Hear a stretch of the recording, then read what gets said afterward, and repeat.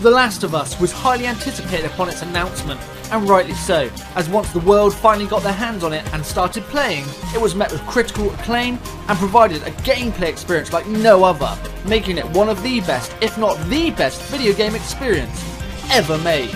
In a post-apocalyptic setting due to a cordyceps outbreak, the fantastic studio Naughty Dog deliver a story which is second to none, with unique gameplay mechanics, gorgeous graphics, a real attention to detail, and an awesome vocal cast. The Last of Us touched and moved players in a way that no one could have possibly imagined.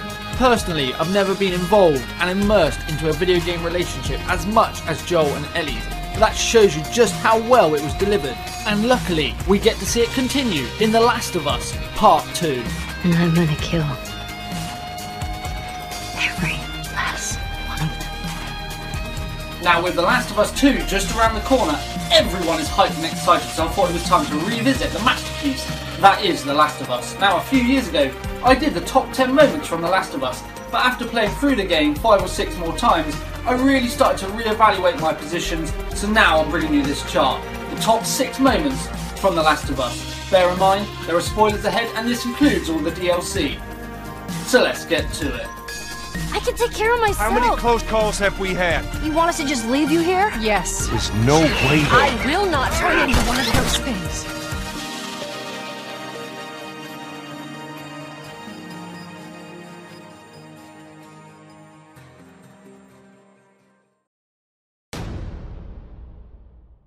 To begin this chart, our 6th entry happens right off the bat, right at the start of the game. We're introduced to the lives of Joel and his daughter Sarah before the cordyceps outbreak on his birthday. You kept complaining about your broken watch. Where did you get the money for this? Drugs. I sell hardcore drugs. Oh, good. We started helping out with the mortgage then. The phone goes off during the middle of the night, wakes up Sarah, and it's her Uncle Tommy demanding to speak to her dad. With all sorts of craziness going on outside, Sarah eventually finds her father, though he's completely distraught as he's worried about the Coopers next door, as there's something really not right with them. Jimmy! Jimmy, I am warning you! Don't! Joel explains to Sarah that something really bad is happening as Tommy appears and they try to leave to get as far away as possible. But it becomes apparent that everyone has the same idea and things are going from bad to worse right in front of their eyes. With panic sinking in, Tommy tries to escape through the streets, avoiding the people, only to be caught unawares by a collision from another vehicle. Surviving the crash, Joe escapes the wreckage, though it becomes abundantly clear that the infectious outbreak has begun, though Sarah has hurt her leg and needs to be carried to safety. What follows is a visual spectacle of absolute anarchy. Explosions happening everywhere, the infected run in riot, and people in absolute panic, with nothing but Tommy to guide your way. Entering a bar, Tommy holds off the infected, and as Joel's carrying Sarah, tells him to make a break for the highway and he'll catch up. Moments away from safety, a soldier appears, quickly taking out the infected, though has been given strict orders on Joel and Sarah's fate. Tommy appears in the nick of time and deals with the soldier, and although Joel is fine, the same can't be said for Sarah. I know, baby. I know it hurts. Come on, baby, please. I know, baby. I know. The intro to The Last of Us is so dark and powerful, and Naughty Dog absolutely nailed it. They are fantastic storytellers. The fact that you get to see the infectious outbreak happening in front of your very eyes, as impressive as it is, and the fact that you get to see this bond between Joel and Sarah really comes across to you as a player, and when her life is taken from her, you really feel it here. It was delivered so well, and for that and everything this intro had to deliver, it earns the number 6 spot because it was just that good.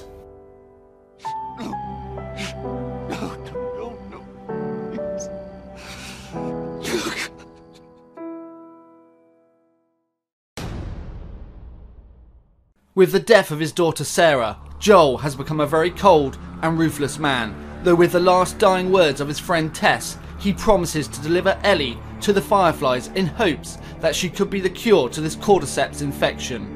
There's enough here that you have to feel some sort of obligation to me, so you get her to Tommy's. with Joel's brother Tommy hopefully knowing the whereabouts of the Fireflies. That's where they're headed, but along their journey they run into a couple of other survivors. I'm Henry. Sam. We can help each other. Ellie. Safety in numbers and all that. With the four of them teaming up, they really have their ups and downs through some awesome set pieces. But what really comes across to you most as a player is the bond that they all form, and especially so for Ellie and Sam. The pair of them only know this world of pure heartache and evil. They never knew what came before, so to actually witness them being able to be children, even if it was for the briefest of moments, was really heartwarming to see. What is this? Oh, this is an ice cream truck. An ice cream truck?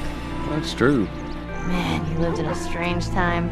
On their path to an abandoned radio tower to hopefully meet up with the rest of Henry and Sam's group, they have to deal with a pack of hunters who have them pinned down. Taking out the hunters, you make your way to the sniper, though this is where things take a turn for the worst. A set of hunters that you escaped earlier and the infected are hot on your tail, so you have to provide sniper cover so that Ellie, Henry and Sam can escape and you can make it to the radio tower all safely. Sadly, at the radio tower, Henry and Sam's group don't appear, but they were ready for this. But Joel and Henry reminisce over old times. Though Ellie is concerned for Sam, as he's not acting his normal self, and it's when she leaves the room he reveals that he has indeed been infected. Where's Sam? I'll let him sleep in for once. Well, if you want him to join us, you can go wake his ass up. Okay. As Ellie approaches Sam, he has indeed turned, pushes her through the door and attempts to eat her. Joel runs for his gun, though Henry shoots, warning Joel that that's his brother. Though Joel shouts screw it, goes for his gun as Henry pulls the trigger and kills his brother Sam. Now what follows is even worse and no one could have predicted. Henry not in his right frame of mind, Joel attempts to get his gun as he does the unthinkable. This is nobody's fault. It's all your fault! Henry! Henry, no! Henry and Sam's death earns this position because it was so powerful and shows you that no one is safe. The fact that we were able to see this bond build between the four of them, Joel slowly starting to open up, Ellie being able to experience life as a child, to witness everything they were going through together, really started to draw you in, and to have that taken away so quickly and unexpectedly shows you just how powerful the death of Henry and Sam is, earning it the number 5 spot.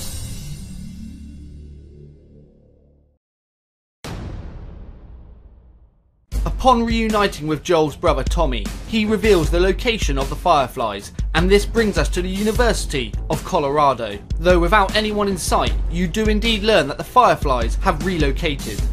If I'll return to St. Mary's Hospital in Salt Lake City, you'll find him there.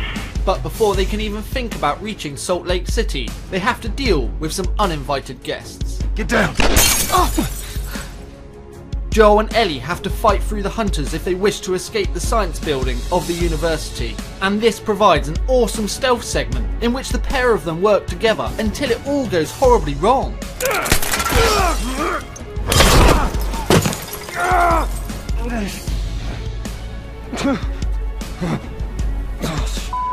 Obviously, Ellie is in complete panic and doesn't know what to do, as Joel tells her to move as he finishes off a couple of hunters who come barging through the door. I need you to move. With The Last of Us proving that no one is safe, and this is evident with the loss of Sarah, Tess, Henry and Sam. My first time playing through this, I honestly thought we were going to lose Joel, and what follows is a real act of desperation.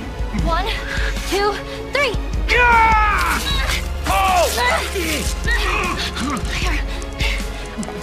You try to fight your way out the science building, but with Joel's injury really starting to take effect, you're relying solely upon Ellie. Joel's life is in Ellie's hands. Ellie deals with the hunters that are in your way, yet at the same time she's constantly checking up on Joel, reassuring him, and this shows that she genuinely cares for him. I swear to God, I get you out of this. You're so saving for me. You wish. You eventually make it out of the science building, and Ellie deals with one final hunter who's trying to take your horse. And with just enough energy, Joel's able to get upon Callus as they ride away, but Joel collapses. Joel? Joel? You gotta tell me what to do. Come on.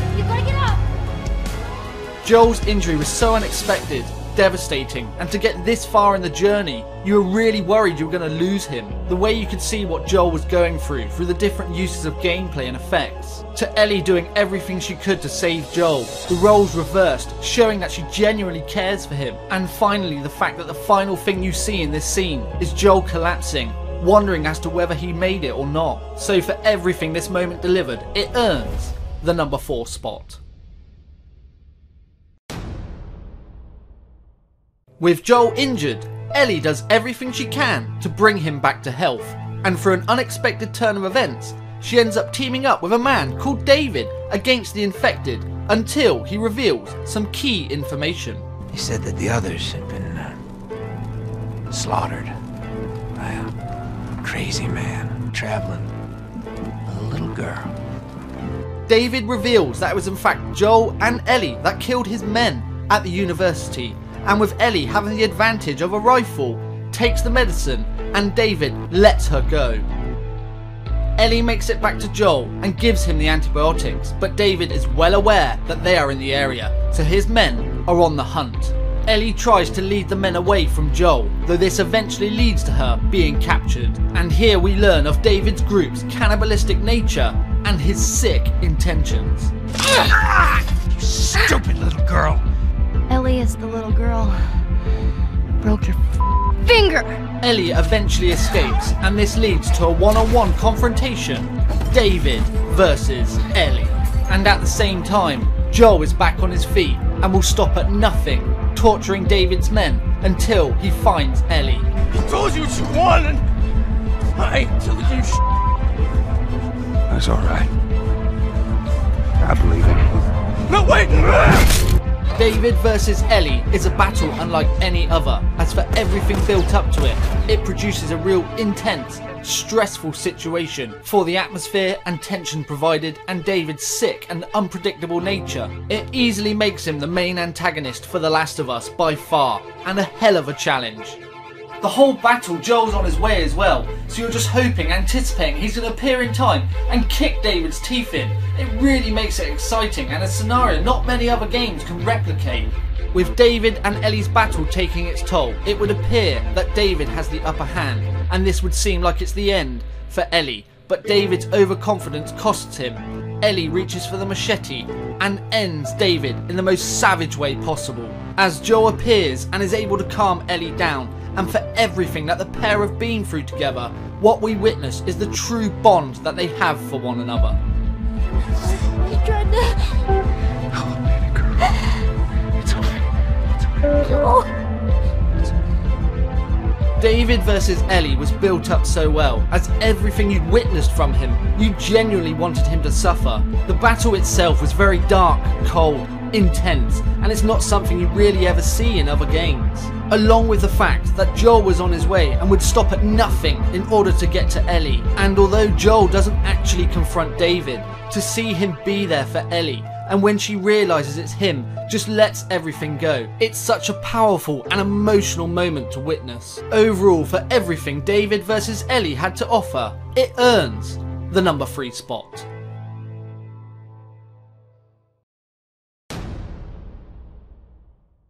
With everything that Joel and Ellie have been through, the loss of loved ones, close friends, companions, and the fact that they're constantly fighting to survive. Especially for Ellie at this point, with everything she had to deal with the sick and twisted David, you can really see that they've given up on hope. And Ellie really expresses this, and you can see it purely through the use of gameplay, that she's not acting her normal self. It's done so well. Yeah, once we're done with this whole thing, I'm gonna teach you how to play guitar. Ellie, I'm talking to you. Huh? Oh. Yeah, sure, that sounds great. Though as we enter Salt Lake City, something truly surprising happens. Something catches Ellie's eye, she runs off, and you've never seen her so excited. Oh my god. What is it? Ellie! Ellie! Catching up to Ellie, the mood and the music changes, and not only is Ellie excited, Joel is also surprised at what he's seeing. In what's become of this brutal and horrid world, a glimmer of hope still remains, and personally really surprised me as well as a lot of other gamers.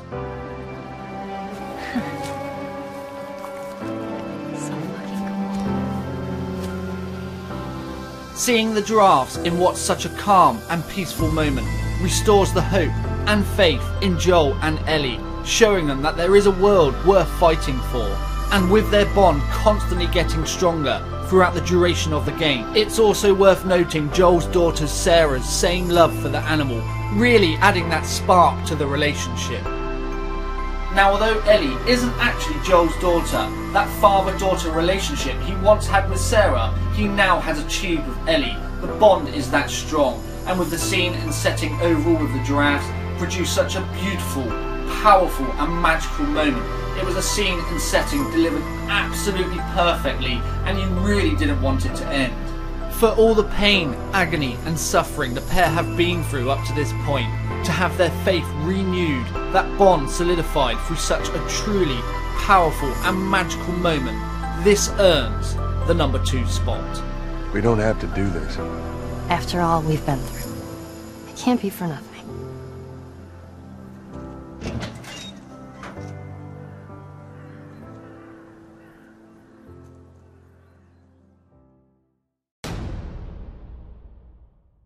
Our final entry brings us to the end of Joel and Ellie's journey in search of the Fireflies. Though just before they reach St. Mary's Hospital in Salt Lake City, the pair of them find themselves in an awkward predicament where Ellie almost ends up drowning. Hands in the air! She's not breathing. Upon regaining consciousness, Joel finds himself with Marlene, the leader of the Fireflies, who originally gave you the task of smuggling Ellie in order to find a cure with her immunities. She quickly apologizes for her men knocking you out as they didn't know who you were. Marlene reveals to Joel that Ellie is fine, but when he asks to see her, you're hit with some devastating information. The doctors tell me the cordyceps, the growth inside her, is somehow mutated. Once they remove it... But it grows all over the brain. It does. A vaccine to the infection could possibly be produced, but at the cost of Ellie's life. Joel is completely against the idea and demands to see Ellie, as Marlene explains that she too adores Ellie and doesn't want to do it, but she has no choice. Yeah, you keep telling yourself that, book. As Marlene leaves, Joel begins being marched out of the hospital, though he quickly gets the upper hand of the Firefly and demands the location of Ellie. Where? What follows is an epic confrontation with the Fireflies in order to reach Ellie in time. After already losing Sarah, Ellie means so much to Joel, and he's not going through that again. So Joel is on an absolute warpath, killing every single Firefly that comes between him and Ellie. Eventually reaching the operating room, it looks like you've made it just in time. Now this is my favourite part. How you kill the surgeon is completely up to you, and whether you let the doctors live is also up to you. Some are more forgiving, and some like to take it to the extreme, like myself, but I have my reasons. Number 1, they're trying to kill Ellie. Number 2, they're trying to kill Ellie. Number 3, they're trying to kill Ellie. You f***ing animal! I don't want to die. Of course I'm gonna set you on fire. Joel removes Ellie from the operating table and makes a run for it, though the Fireflies are hot on his tail. Though they wouldn't dare risk shooting Ellie as she's far too valuable, and with that Joel makes it to the elevator. But at the bottom, Marlene is there ready and waiting for Joel. She tries to explain to him and get through to him that this is also what Ellie would want. As Ellie regains consciousness, Joel explains to her that everything went smoothly. There are in fact dozens of children with immunities, and they are no longer looking for a cure. Let me go. Please. You just come after her. Later on, Ellie asks Joel to swear that everything that he told her about what happened with the Fireflies was true. But he lies. Overall, saving Ellie and the lie earns our top spot for a number of reasons. To see how much Ellie now means to Joel, to witness that father-daughter relationship being built the whole game, and he would do anything to save her. The fact that Joel killed the Fireflies and Marlene, they're meant to be this horrid world saviours, really making you question the morality of the decision. And that Joel lied to Ellie, and why? Was it to save Ellie, protect her, or was it really for Joel's own selfish motivation? As he has become very dependent on Ellie and relies on her as his driving force to keep going. No matter what way you look at it, it was a hell of a decision he took upon himself to possibly prevent a cure being made for this horrible world. Overall, this was a hell of an ending and really left the player to question themselves what was right and what was wrong, and couldn't have been a more perfect way to go out. Overall, earning our #1 spot and our best moment from The Last of Us. Swear to me that everything that you've said about the Fireflies is true. I swear.